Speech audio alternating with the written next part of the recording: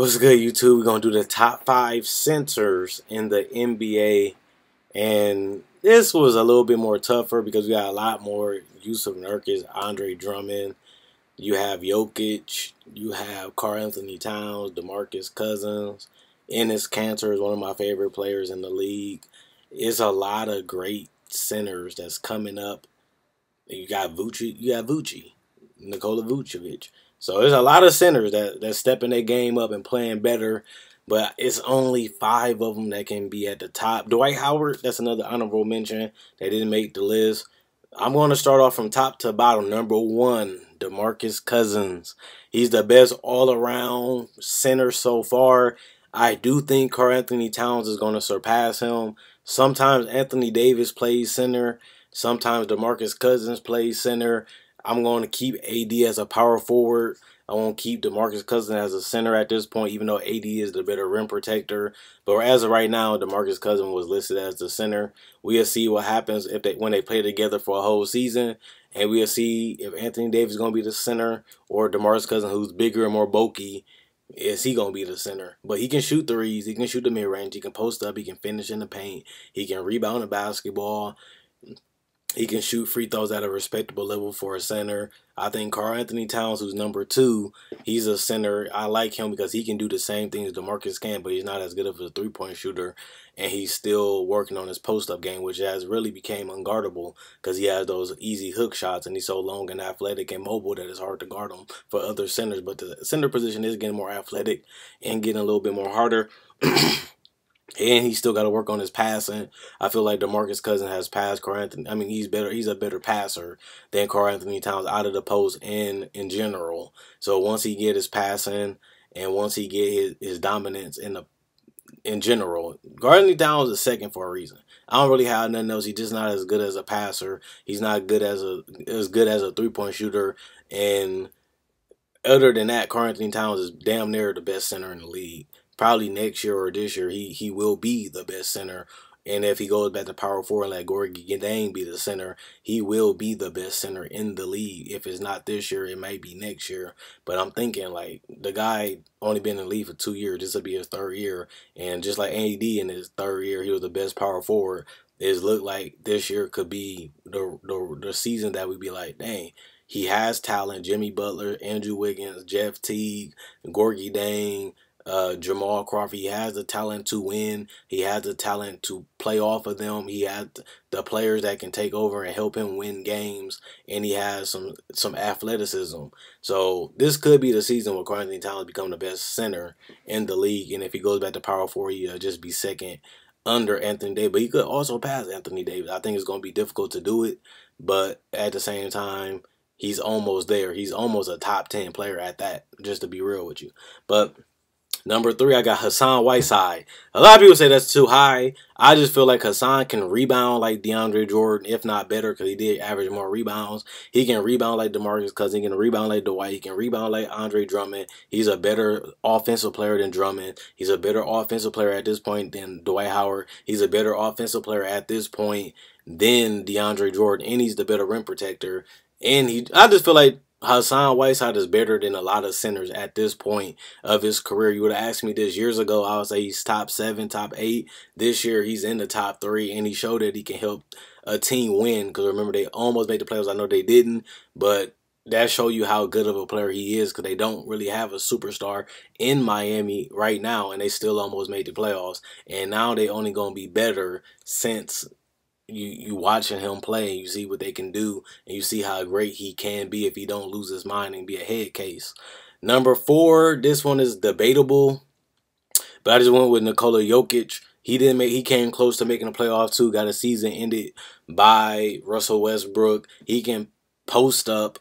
He can pass out of the post. Probably the best passing big man in the league. He also he damn near can do everything. And he's a young center.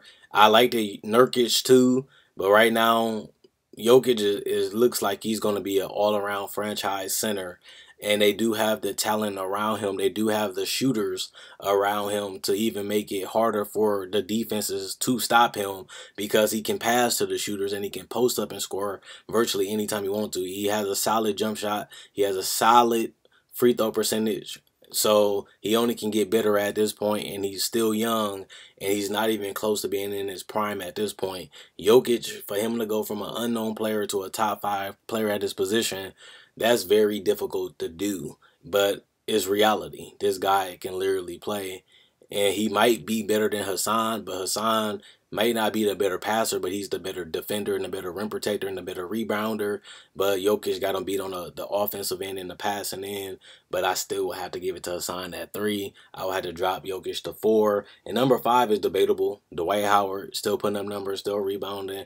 You have Andre Drummond, a guy that was an all-star last year, couldn't get to the team this year. You have Mark Gasol, who helped lead the team to the playoffs in the Western Conference consistently.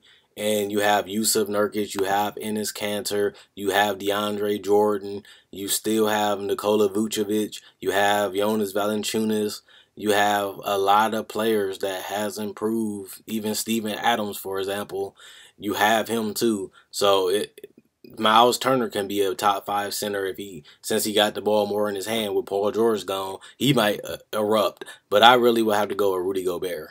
And it's sad to leave Marc Gasol off the list. He is a great post-up player, but his efficiency has really dropped down. The more they put the ball in Marc Gasol's hands, the less efficient he has gotten from the field, and he's not really a great rebounder. He's a great post-up player. He's a great passer. He can shoot the 3. He can shoot the mid-range, but his defense has slid. His rebounding has always been a question.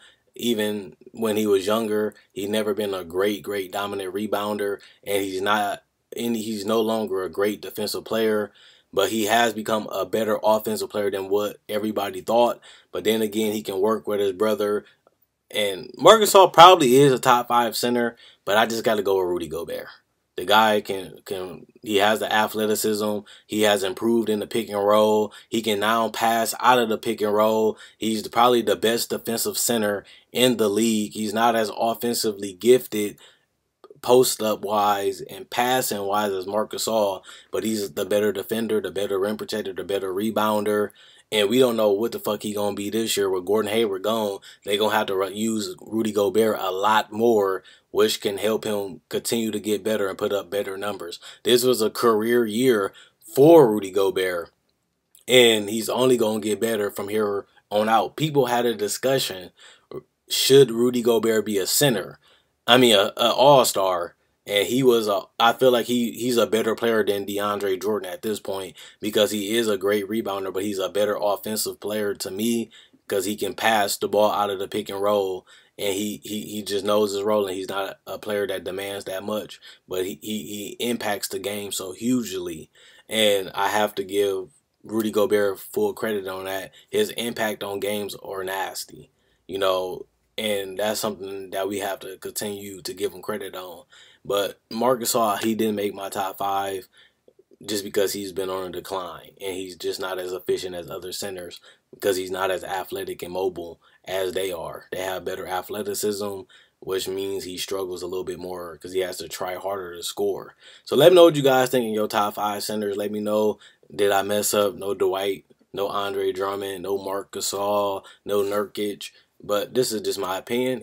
If you disagree, let me know in the comment section below. If you agree, like the video. Check out my website, analysisPlayground.com. Check out my Facebook page, analysisPlayground.com. It'll be in the description in the comment section below.